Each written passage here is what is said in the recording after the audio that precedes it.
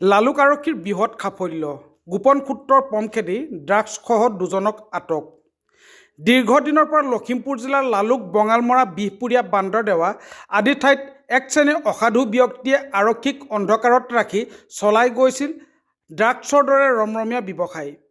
লখিমপুৰ আৰক্ষীয়ে বিভিন্ন সময়ত ড্ৰাগছ আসক্ত আৰু ড্ৰাগছ ব্যৱসায়ীক আটক কৰি জেললৈ প্ৰেৰণ কৰি আহিছে যদিও অতপালি কমা নাই সেই শ্ৰেণীৰ অসাধু ব্যক্তিৰ। জেলৰ পৰা ওলাই আহিয়ে পুনৰ আৰম্ভ কৰে ড্ৰাগছ ব্যৱসায়ী। আজি সন্ধিয়া লালুক আৰক্ষীয়ে এক গোপন সূত্ৰৰ পম খেদি অভিযান চলাই ড্ৰাগছসহ 2 ড্ৰাগছ ব্যৱসায়ীক আটক কৰিবলৈ সক্ষম হয়।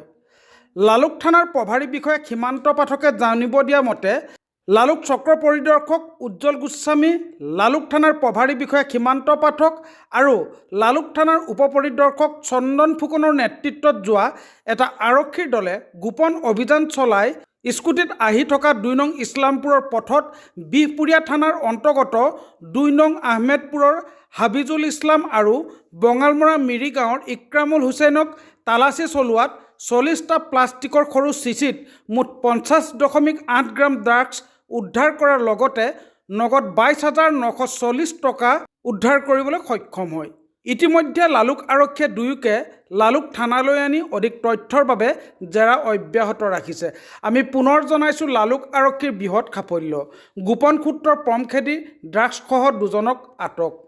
দীৰ্ঘদিনৰ পৰা লখিমপুৰ জিলাৰ বিভিন্ন প্ৰান্তত বিশেষকৈ লালুক, বঙালমৰা, বিহপুৰীয়া, বান্দৰদেৱা আদি ঠাইত এক শ্ৰেণীৰ অসাধু ব্যক্তিয়ে আৰক্ষীক অন্ধকাৰত ৰাখি চলাই গৈছে ড্ৰাগছৰ দৰে ৰমৰমীয়া ব্যৱসায়।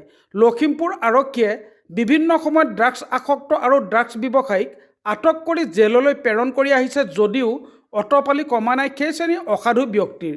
জেলৰ পৰা ওলাই আহিয়ে পুনৰ আৰম্ভ কৰে ড্ৰাগছ ব্যৱসায়ী। আজি সন্ধিয়া লালুক আৰক্ষীৰ এক গোপন সূত্ৰৰ পম খেদি অভিযান চলাই ড্ৰাগছসহ 2 ড্ৰাগছ ব্যৱসায়ীক আটক কৰিবলৈ সক্ষম হয়।